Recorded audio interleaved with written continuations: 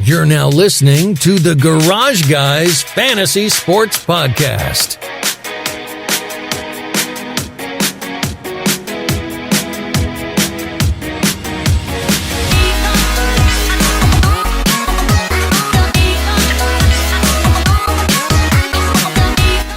Garage fan.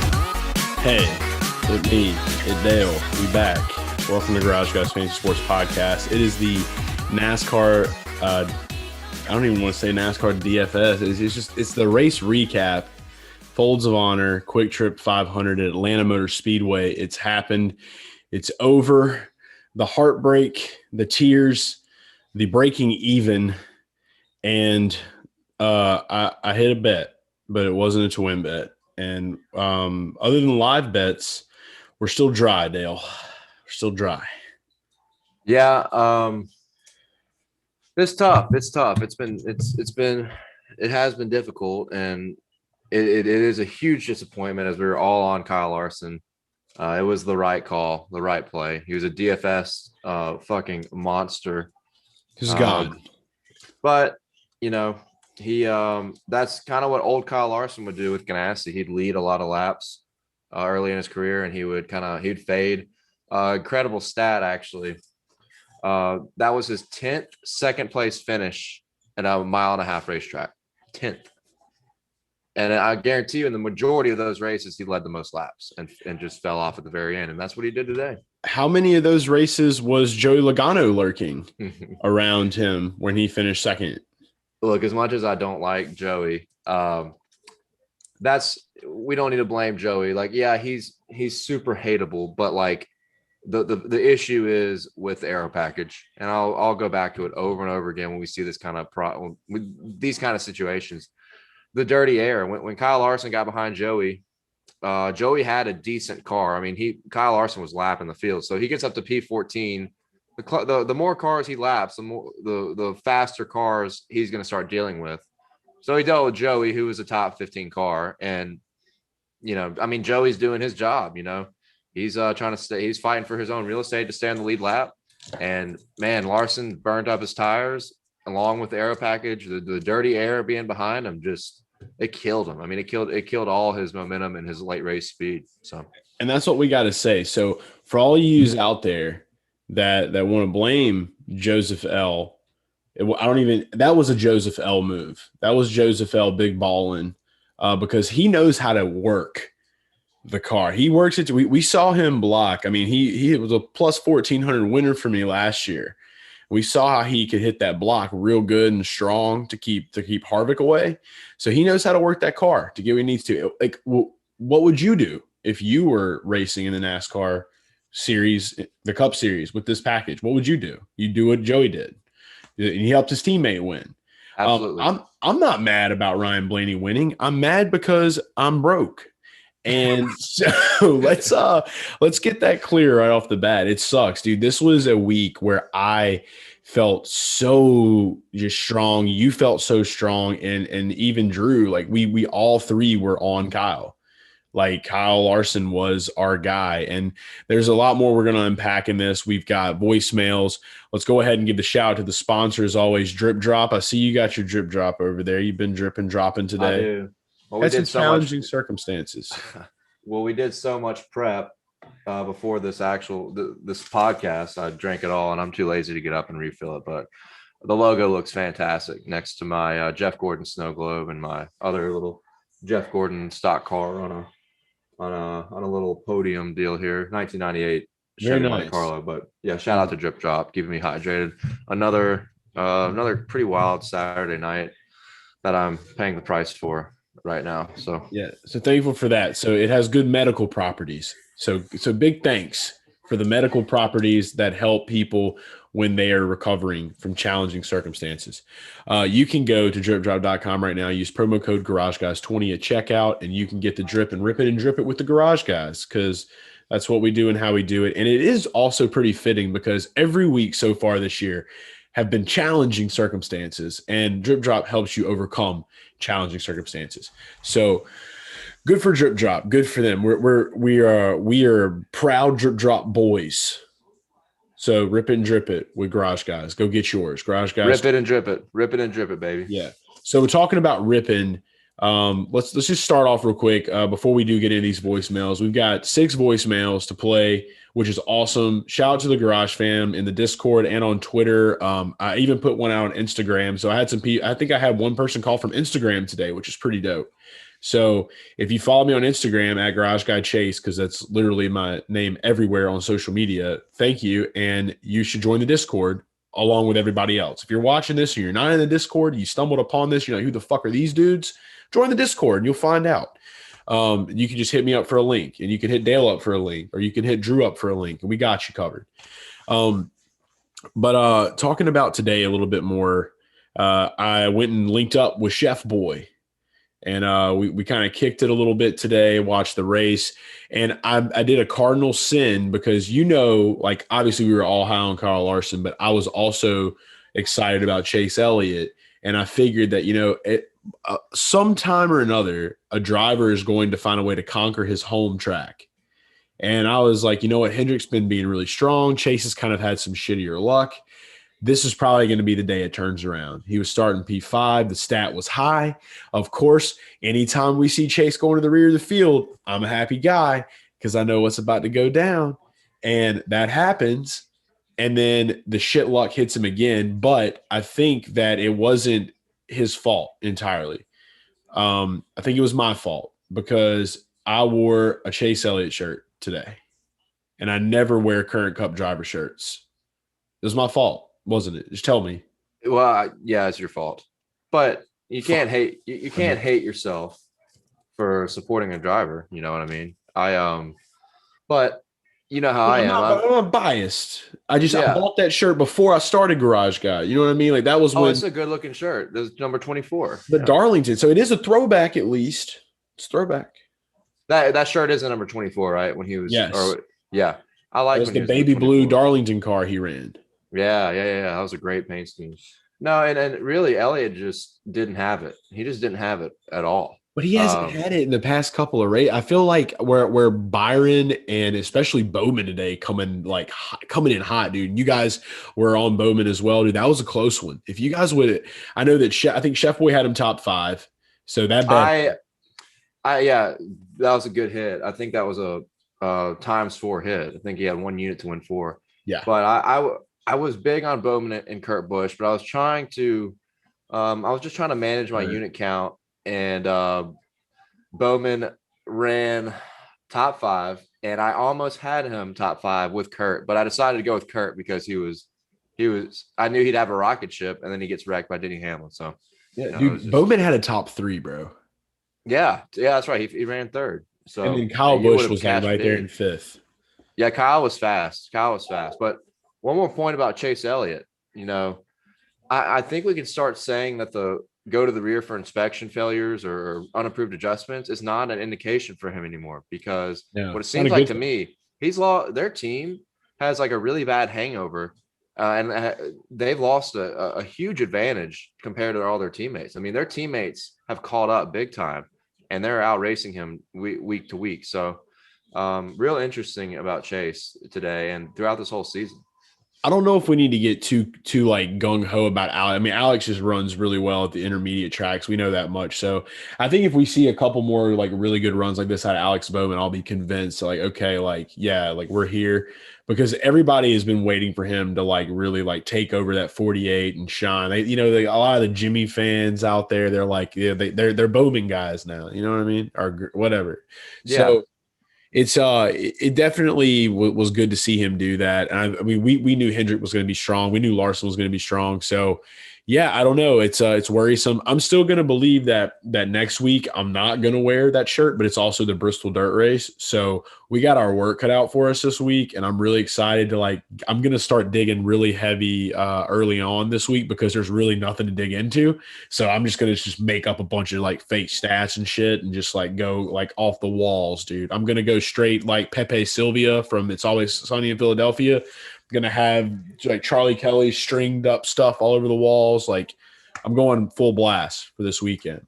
But I will say, just keeping it here, man, there were definitely some shock factor to this race. I mean, to your point, me and you were texting earlier, and I was like, dude, I did not like see Ryan. I feel like that was just me sleeping on Ryan Blaney, because I was like, dude, Blaney's like, he's up there. I mean, he wasn't a big DFS player because of like he didn't have a whole lot of points, and he didn't lead a whole bunch of laps because Kyle Larson took care of that.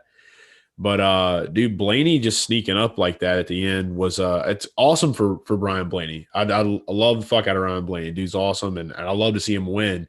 Me too. It's Love better when I have my money on him, you know. So I bet on him a lot last year because he was so consistently fast at the mile and a half. Yeah, and when we had texted about that, you said you were surprised by Blaney, and I said I am not surprised at all. This was in stage 1, I think, because he was running the top 5. You said it, you thought the big surprise was him running up front, and Logano and Kez struggled all day, his teammates. But I'm not surprised by that because of how good he was at the mile and a half last year. I did not think he'd have enough for Kyle Larson at all, or just the Hendrick cars in general. But if you look at the data, it really supports how fast he's been in places like Texas, Charlotte, Las Vegas, and today at Atlanta. So I think it just has more to do with like him not winning a lot. That's probably what and I think that takes hold of a lot of people. People get caught up in the wins, and you kind of don't really get to look at the guys that finish second or fifth, because people keep the Ricky Bobby mentality. If you're not first, you're last. So that's how it usually goes. But Chris Buescher finishing in the top 10, I think that it's safe to say that we need to be keeping an eye on him at every intermediate track moving forward. Charlotte, I think he's going to be fantastic. This track is a lot like Charlotte. So, the quad oval. So I am really going to dial into him. Newman finishing 13th was huge. And a lot of our picks, dude, did really well. Like I wrote up Larson. We did Larson in the preview video. We did Truex, which was like kind of mediocre. Like, I mean, he so mediocre. So yeah, mediocre. Just that was a surprise. That was definitely a surprise for me. But dude, before I submitted my article like last night, like before I got all my stuff done over the weekend, I sat back and thought, like, I was like, I think Truex could pull a two-peat, but then the more I thought about it, I'm like, Truex in Atlanta, just, I don't know, it doesn't seem right this year. Like, it doesn't seem there, because when I was writing up Kyle Busch in my premium picks, I was like, okay, like, yeah, I think that Kyle could be the guy that really does go from 19th to like get and run up front. And he did. So was good there. Chris Bell was a big dud for me and for a lot of people, because I know a lot of the Garage fam kind of like trusted that because that one lineup we built that kind of worked. And Stenhouse proves his consistency yet again, even though me and you kind of debated on whether that would be a thing or not. I'll give you that one. I was pretty wary about him, and you were pretty spot on that. Truex is so disappointing because I had put out a great stat in that previous show. 6 straight top 10s in Atlanta, 3 straight top 5s, a lot of laps led. I mean, it's a weird year. It is a weird year. He came through with the top 10 for us, though. Right, but he ran outside the top 10 a lot. 11th to 15th, wasn't a contender at all up front. Yeah. Now, I'd love to talk about Chris Buescher because Roush, between him and Newman, has really struggled at the mile and a half since his aero package debuted in 2019. So 2 years of struggles, and we saw Buescher come out and just dominate the first half of the race at Homestead, which was a sign. And everybody's wondering, is this a fluke? Is this a fluke? I think today was our indicator that it is not a fluke. That they've got some speed. They've got some speed. They've put the work in, and they're starting to come back on getting better finishes. So yeah, definitely looking out for Chris Buescher. When you go to these sister tracks like Charlotte and even Kansas, Michigan's pretty close to what Homestead is. So, these 1.5 and just the intermediates on the schedule could really pay off for these guys and for anybody that wants to bet on. And LeBron's there now too with Roush, with Fenway Sports. LeBron versus Jordan has penetrated NASCAR. Who would have thought? Who would have thought that was ever even possible, dude? Yeah. Jordan versus LeBron. This is the sport that happens. And then Mayweather's coming in next year, supposedly. I mean, they've had that rumor forever now, the money team. They have Yeah, and they actually have put on their site and taken it back down and put it back up that their team is coming, and we don't know when. They were supposed to enter the Daytona 500 last year. They were in talks of entering it this year. They were in talks of entering a race late last year. I think it was at Phoenix or Homestead of 19. I mean, I don't know. I actually know what happened. I actually know what happened. So whenever whenever NASCAR handed the stacks of paper to Mayweather, he couldn't read them. So he immediately got scared, and he just was like, we can't do this anymore. Good setup. He could find somebody to read it to him. So hopefully we can get an interpreter for maybe we should be the guy that reads stuff to Mayweather. That'd be cool. I'd like to read him books and documents and stories. I give that an 8.5 out of 10. That was pretty damn good. Okay. Yeah, that's pretty good. Yeah. No, yeah. I heard that's what happened too. All right. So before we get to the voicemails, the last thing I want to talk about, I feel like this is the most. It's like I feel like it's already passed for me, but I think today was the realization factor, and I think it really sunk in for people today. Kevin Harvick is not the same Kevin Harvick. If you have not figured that out by now, then you need to literally go and find a way to wake up from this dream that you're in. I don't know what you have to do, go hire a shaman or some shit. I don't know. Wake the fuck up. SHR does not have it figured out yet. It's just not his year. I said it in the beginning of the season. I'm not getting off that box. We're not going to know when this changes. This is just a random race is going to happen, and he's just going to come to life. And that may not even happen, because all last year we said the same thing about Kyle Busch, and right at the end of the year, he won Texas. The same kind of shit could happen for Kevin. It happens to veteran drivers, but I don't necessarily think it's a Kevin issue more than it is a team issue. It's a car issue, because he is constantly ripping off top tens in these shitty cars. He's still a great driver. The equipment's shit right now. Yeah, that's when you started that off. I was gonna start my spill here with let's rephrase that. It's not Kevin Harvick is not the same Kevin Harvick. It's the number 4 team. The number 4 car is not the same number 4 SHR car. Team and Stewart Haas in general. Yes, it's been really strange, but we've talked about it. Mike Joy talked about it. Lack of testing and wind tunnel time has really let these other teams catch up to them. You got some inexperience there Custer's in his second year. Chase Briscoe's in his first. Almirola has been so bad, so bad this year. So I don't know when it's going to turn. If you don't chill, dude. Yeah. Oh, dude. He's getting there. He's definitely getting there. But no, it is a surpriser, and I think you're right. They're going to come out. He'll come out and win at Bristol or Martinsville, somewhere that Harvick wouldn't ordinarily win at, even though I know he won Bristol last year, but his averages aren't the best there. So no, it's they're in trouble right now. They're in trouble, and they got to figure something out quick.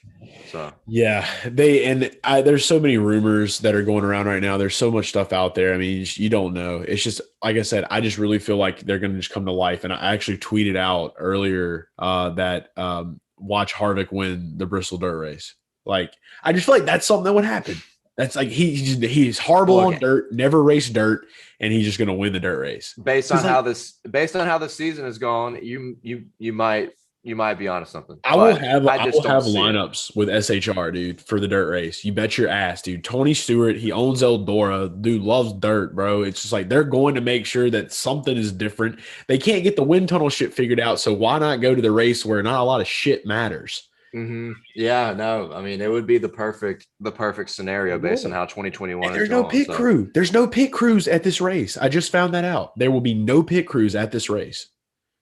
Yeah, they're doing and most races on dirt do this. Actually, I think all races on dirt do this. What are they called? Competition pit stops or non-competition pit stops, where you have breaks and everybody comes in and takes 5 minutes or whatever, a minute, and there's no big race off pit road or anything, which is just how dirt goes. So I think some people were fussing about that, but that's all dirt. That's just how dirt racing is for the most part. So I don't have an issue with that.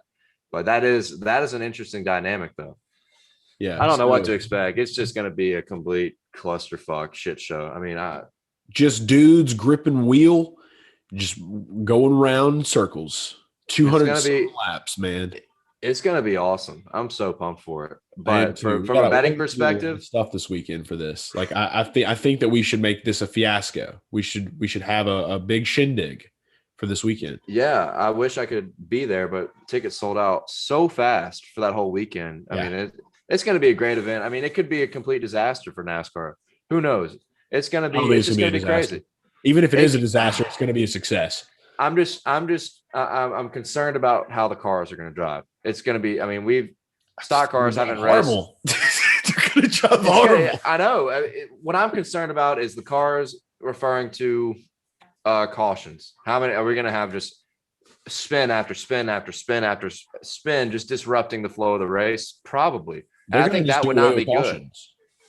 I don't know. Mid-race, the spirit of Fireball Roberts is going to just come in the middle of like the last great Coliseum. He's just going to float down, and he should. Last dirt race get this shit out of here now. There ain't no cautions, no pits. You just go, motherfuckers, go. Like I bet you guys didn't expect to hear a Fireball Roberts reference, and there's I've probably never some heard people. There's probably some people that have no idea who that is, or even would probably think that's a fake name. False. It's Fireball Roberts, Fireball Roberts, NASCAR legend. Yeah, So your grandpa. But you bring up Fireball Roberts, the last NASCAR Cup Series dirt race, I believe, was in 1960. So I mean, or either 60 or 70. But it's going to be a shit show. I don't know what to expect. It could be a great betting. It could be. I mean, it's either there's no in between on betting. Your ceiling is like ungodly high, and then your floor is like so fucking low. I mean, it's just going to be, it could be a disaster or a gold mine. I mean, I don't know. I'm trying to figure out how to prep for it.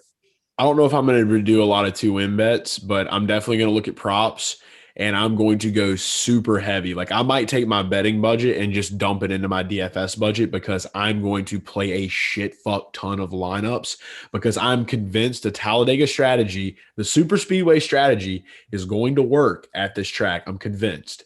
And probably we're going to walk away this weekend with a shitload of money. I hope so. I really hope so. We Cup Series has been hot and cold, so we need to get back on track with it. And this isn't the best time to do that than with something that's never been done in our life. Right. Oh man. Yeah, it would be something special. I'm looking forward to it. I might lose and have to pull out a loan or remortgage my house after Sunday, but it's going to be fun. Yeah, I'll get you my guy's number after I do that tomorrow. Perfect. So yeah. All right, Ryan. Thanks. Appreciate you. Love you, guy. So let's go ahead now. We've talked Atlanta. We've talked Bristol. Let's see what some of our garage fam have to say about today's race. Answer some of these questions, and yeah, we'll go from there. I figured we had one caller. Too long to hear this. Too long. Yeah. So we're going to play these, and then that's a wrap, guys. And we'll be back for Bristol Dirt Race content. But let's start it off with this caller. I don't think we have a name for this one. Let's see what they have to say. Okay. What's up, garage guys? It's Connor here. See a lot of people on Twitter talking about Kyle Larson deserved the win. He dominated all day. Lap traffic wasn't friendly. But Blaney managing his tires better in the first half of that run made all the difference.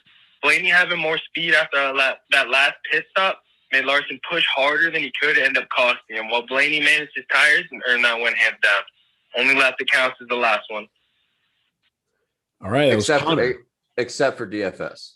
Every lap matters. But I'll start with this one, okay? So I did hit a live bet on Ryan Blaney because I noticed something in the later stages of that race. With about 65, 70 to go, I noticed Blaney was able to eat into that lead a little bit, lap after lap.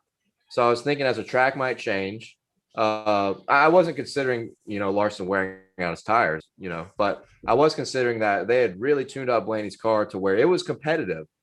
And live money line, Kyle Larson was minus 800 when I bet on Ryan Blaney. I tried to get it at plus 800, and as I punched it, it was at plus 650, which is fine.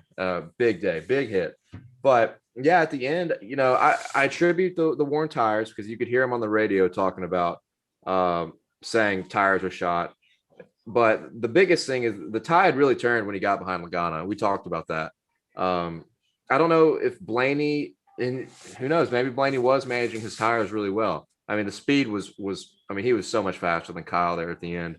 It was a no contest once he got beside him. So in this case, he's right. Last lap's all that matters.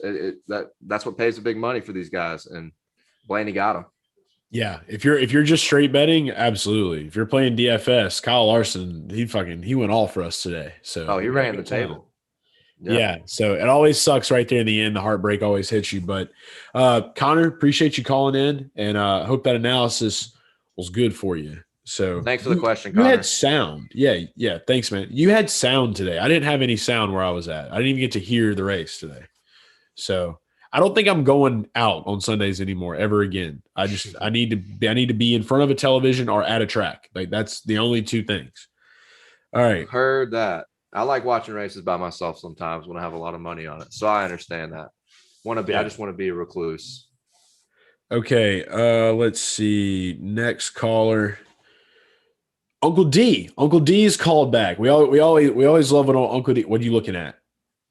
It's the end of this Oregon State game. I don't have money on it, but it's getting at the end. I hope nobody minds me kind of turning around and just shout out to Oral Roberts. Oh man, fucking Oral Roberts. That's awesome. Gotta love that. Uncle D, here he is. What's up, dude? It's Uncle D coming to you live, post Atlanta. We went to the Dirty South and we went fucking racing. I lost a little, I won a little. My bags aren't looking great, but we're fucking still going to the moon. We're going past the moon. We're going to Mars. Uncle D, Dirty D, whatever you want to call it, we're going, baby. Let's get it. Uncle D. Our Dirty D. Whatever you want to call him. Whatever you want to call him. That's what the man says. Uncle Dirty D. Dude, thanks for calling Uncle Dirty D. We appreciate you. Said post Atlanta. Dude, see that's just like every time he calls, it's like it's never really about anything or a question. It's just there's no substance at all. He's glad to be here. He's just happy to be alive today, and he's happy that NASCAR exists. We love that. We love that energy. Thank you, Uncle D. Dirty D. Uncle Dirty D. Dirty Uncle D. How about that? Let's combine them. Double combination. D. Uncle double Uncle Dirty. Double Dirty. Double Uncle. Yeah. Double Dirty Uncle D. Yeah. I like Durr. Durr. His name is Durr. Durr. Okay. I don't know where you got that from, but just go ahead. Who knows? Let's get to the next one. All right, let's see. Next call, Nighthawk from the Discord. See, all you people aren't in our Discord. Like, you have no idea what goes on. You have no idea. Love me some Nighthawk. We love Nighthawk, man. Shout out to Nighthawk. Big friend of the show. Dirty Uncle D and Nighthawk, man. Just two guys living life. All right, here we go. Hey, boys. It's Nighthawk here. Chase, appreciate you putting the number in the Discord so I could get that. Lost it on my napkin. 4 things to say here. Number 1, Tyler Reddick, if I see you at Cheddar's, I'm slapping your burger out of your hand and I'm eating your fucking French fries. 2, my man, Ryan Blaney, plus 1,200. Big time lifesaver because DraftKings absolutely bent me over this week. 3, big time number 3 here. I got issues. And my issues are with Tyler Reddick. So we're going to have to figure this out, Reddick. Me and you, bare knuckle brawl. I'm coming off the top rope, buddy. Listen in here. I'll see you a couple Sundays from now. Bye. That man had a whole third point, and he just forgot. Yeah. He's so mad about Tyler Reddick. He had 2 bullet points about Tyler Reddick. Yeah, I want to talk about this one. So I'm gonna take this one on the jump. Nighthawk, thanks so much for calling in as always, dude. Always a good time and a good laugh, man. So the start off with the Blaney thing, plus 1,200. He bet that on Wednesday, I found out, which was dope. So I mean, dude, that's a huge hit for him, man. For him to make that call that early. So congrats on that, man. Always glad, even though we might not have got the bag, like if the Garage Fam gets the bag, we get the bag. So we're happy. I might have to call him to get him to take care of some things for me with the bag. So we'll holler at you, Nighthawk. But the Tyler Reddick deal. Okay, so obviously I played a lot of Tyler Reddick. It was a bummer. But, dude, his car was fast. His car was fast off the hop, dude. RCR looked decent today. You saw what Suarez did. Austin Dillon looked pretty decent as well. Dude, if he wouldn't have gotten, like, into the wall in the very beginning of the race, dude, I easily think Reddick, we would have seen him with a top 15 like I had wrote about, like I had said. Still funny that you want to see him at Cheddar. So, Tyler, if you happen to see this, yeah, holler at your boy Nighthawk. He probably will not be wanting to watch any Star Trek episodes with you. He will probably be very upset. So we got to make that happen, dude. We got to make that happen. That would be electric. I'm sure Tyler's gonna love that one. Yeah, Tyler's got to love that one.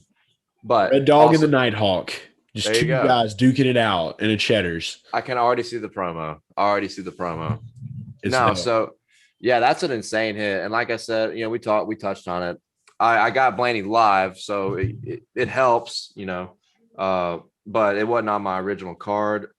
But that's a huge hit. Like, he just had some kind of intuition about Blaney so early in the week. I mean, that's awesome. Plus 1,200, dude.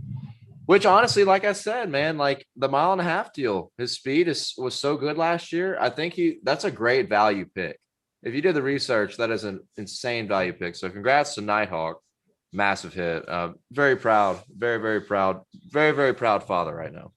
Yes. Thank you, Nighthawk. You did it. I think he had like 79 DraftKings points too. So completely just missed that. Just missed that completely. That's where Chris Bell should have been Blaney. Yeah. Put it that way. Gibbs didn't have it today. Thanks for murdering my lines, Chris. Okay. We got 3 more voicemails, and 2 of them are from our guy, Wes. So Wes likes to leave these messages here. I think he had a forgotten thought. So let's see what Wes has to say. Garage Fam, what's going on?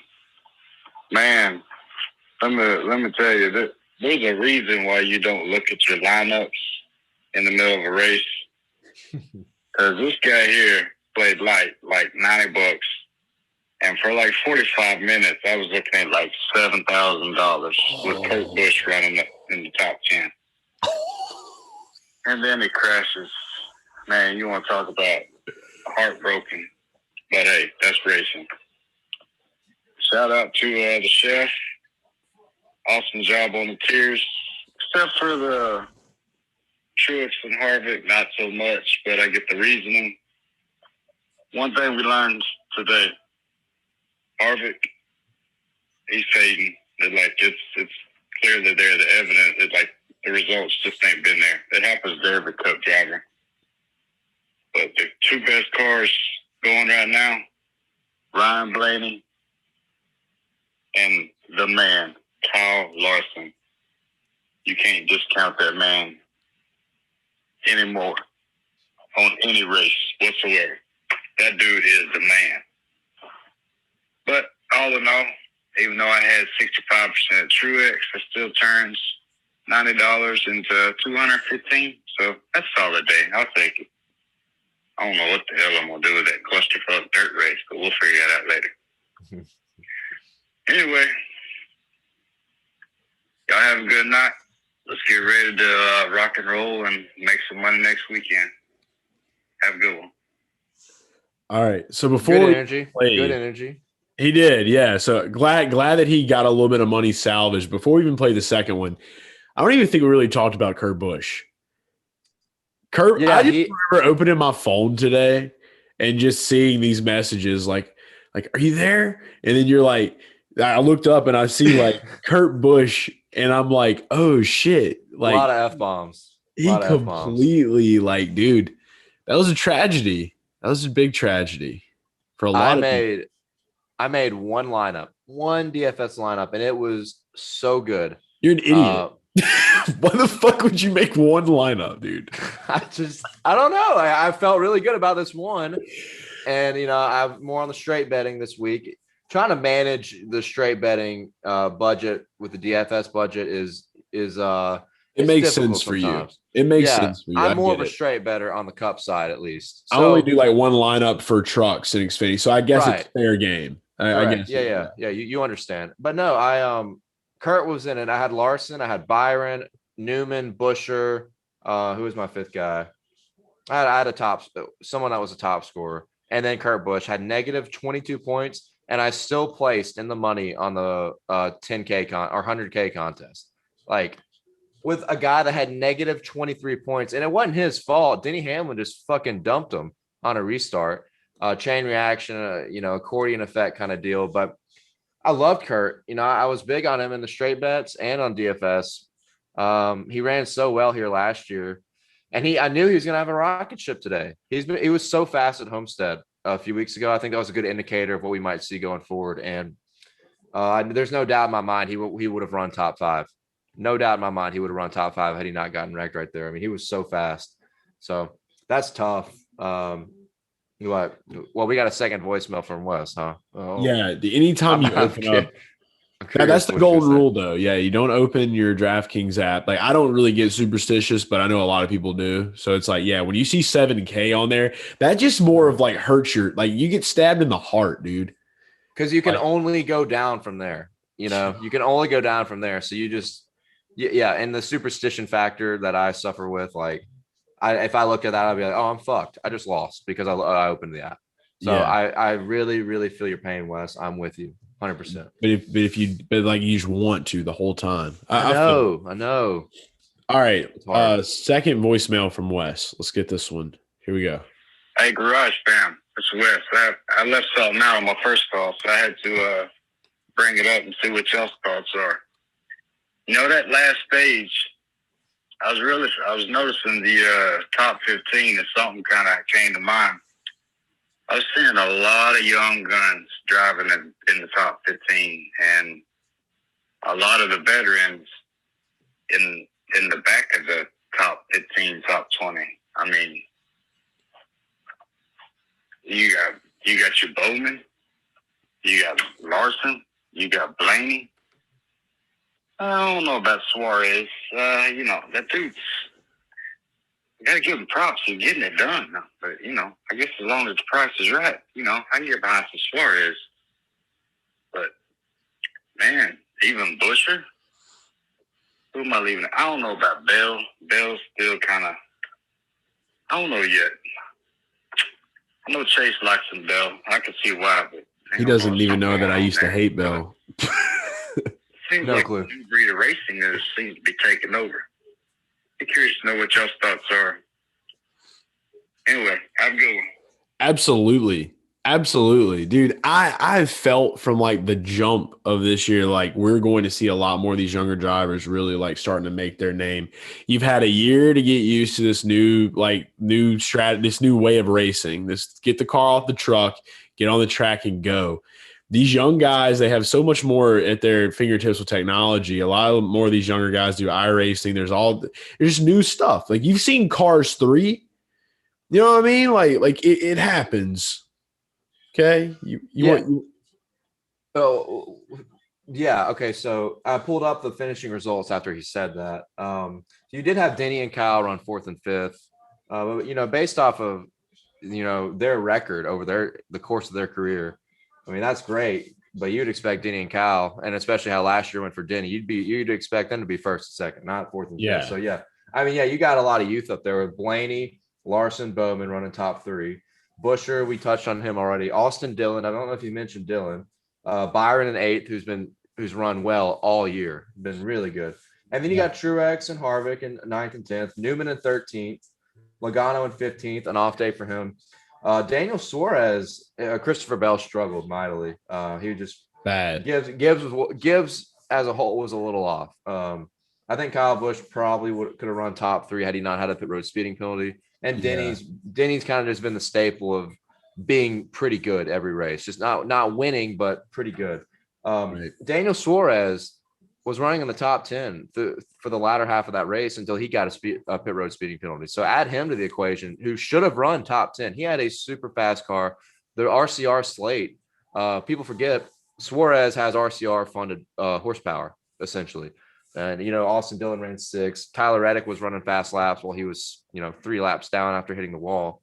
So, yeah, Suarez, you could put him in there running top 10. But, yeah, you're right. With the changes and the dynamic we're dealing with in NASCAR with no practice and no qualifying, I think we're seeing it benefit the youth movement. Time comes for us all.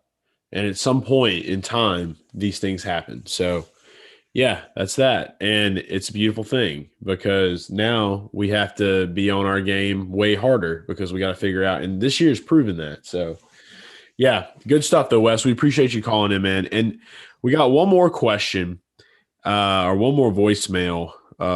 Let's see what this one is. I think this one is a question, though. Let's see.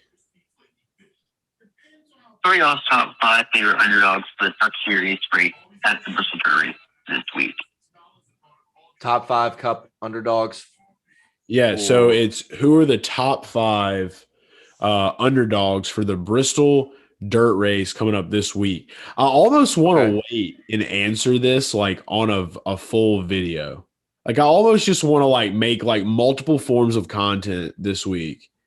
For this race, because I feel like this is just something big. Like we're gonna do our DFS preview show, obviously, but it's there's a part of me that kind of wants to wait and talk about it then. Give our 4 guys that we like, and then have a segment where we talk about underdogs. Because let's be real, dude. We can sit here and speculate what we think, but at the end of the day, there's nobody in this industry that just knows how we can know who's gonna how Harvick runs well at Atlanta every year. We just know that nobody really knows, but we have a lot of insight and a lot of statistical stuff to go off of. We ain't got that shit for this race coming up, so everybody's in the same boat, dude. This is the lottery we're playing this week. Let's be real. Absolutely, we talked about it. It's just going to be a shit show. But who was that? Did he give a name? Didn't have a name on that one. No. Well, I appreciate the question. Yes. I definitely appreciate questions like that too. I don't know how often you guys get actual questions about going forward, races going forward, but because a lot of it's just fun stuff like what Wes talks about and Nighthawk and Uncle Dirty Double D. But maybe without going too deep into strategy or going too deep into analysis, just off of the top, I know that I mean, I don't know. I like I said, I tweeted out earlier, Harvick has no dirt really experience. He's probably gonna be the guy that comes out of the bat. I'll probably throw him in a lineup or something like that just to be wild with it. But I guess I mean, if you want to talk about underdogs, it's hard to say because there's a lot of dirt racers in here. Maybe if we're going from I'm going to take it from this standpoint. If we're going from how things are currently happening in the Cup Series moving into this race, I think Briscoe might be one for me. And then who do you got? So that's a really good one, actually. But yeah, for this weekend, I feel like the term underdog is kind of subjective. First of all, it's going to be interesting to see how Vegas handles this and even DFS pricing. I don't know. I'm kind of curious. I don't know what to expect. I like the Briscoe one actually because he does kind of have a dirt background. He's a winner at the Eldora truck race a few years back.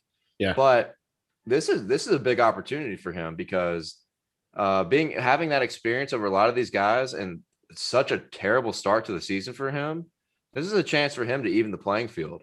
So I like Briscoe as an underdog because I think he'll be slept on by Vegas because of his results all year. And I would say Kurt Busch for a guy that's not a big dirt guy. I would say Kurt Busch because just of his raw talent. That guy, he can wheel anything, anywhere, and we've seen that throughout the course of his Hall of Fame career. I think Kurt Busch is a good one. It's hard to say because.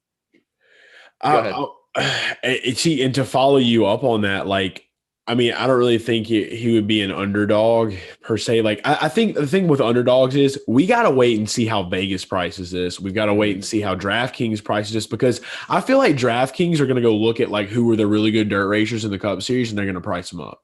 Yeah. I feel like that's a simple way to look at it. You might be right with that one. And I started off saying I think the underdog term is kind of subjective. I think regarding Kurt Busch, it's not. I think he's just 100% an underdog because of that no dirt.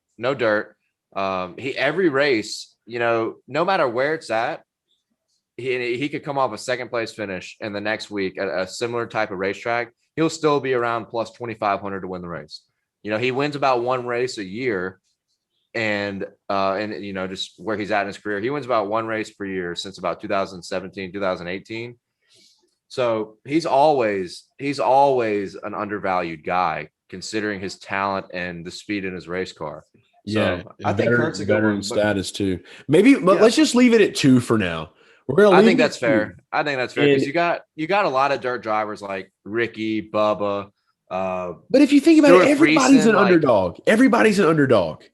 Honestly, yeah, that's a very good way to put it. Everybody's an underdog because no one has done this in a Cup Series stock car in 60, 70 years, whatever it's been, And but this is the longest dirt race in the history of all time.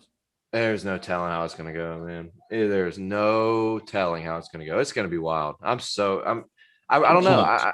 I feel like I hadn't really thought about it much up until we started talking about it. And now I'm like hearing some of the calls from Wes and like a call we just got and allowing us to kind of converse about it. I'm getting excited for it. Actually, I want to make a week out of this. I want to make a whole ass week out of it. I'm excited. I'm pumped. Yeah.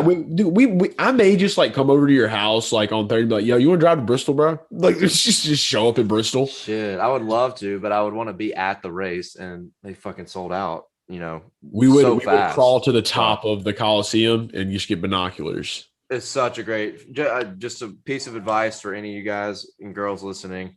It is the best place to watch a race on planet Earth, in my opinion. I've been to Bristol multiple times. It is the greatest place to watch a race. I mean, and you'll probably hear that from anybody that's ever been. It is awesome. There's a reason why it's called the last great Coliseum. It's just phenomenal. That's it. All right. Well, we're going to go ahead and end this show. Atlanta's over. We're going to go roll into the great unknown this week as we get ready for the first ever Bristol dirt race. Again, shout out to Drip Drop. Shout out to the Garage Fam for calling. If you want to call in to the show, we do voicemails every Monday now. This is a thing. Get used to it. 929-430-GGFS. That's 929-430-4437 if you are Floyd Mayweather. So, numbers, you might not know letters. So there's Throw it in there again. Got to. Just got to take those jabs. Remember when 50 Cent got him a Harry Potter book? Dude, that was man. One of the best of all. Good times. Yeah, I know, right? Excellent troll move. The Vine days. Good stuff. So there's that number again, 929-430-GGFS.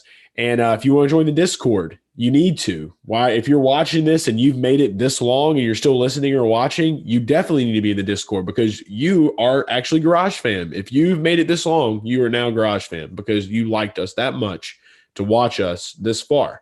So hit us up online. You can follow me at Garage Guy Chase.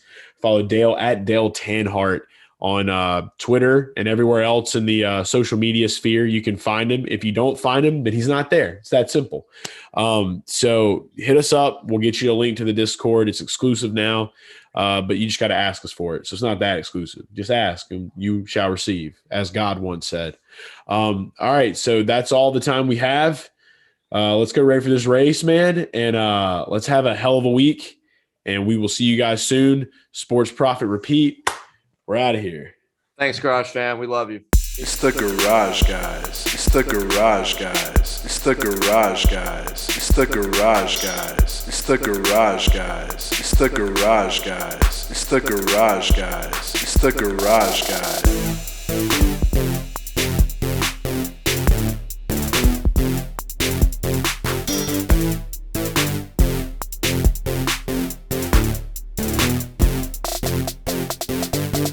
The Garage Guys. It's the garage guys. It's the garage guys. It's the garage guys. It's the garage guys. It's the garage guys. It's the garage guys. It's the garage guys.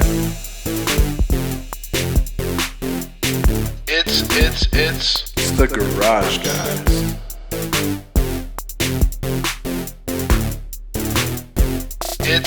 It's the garage guys.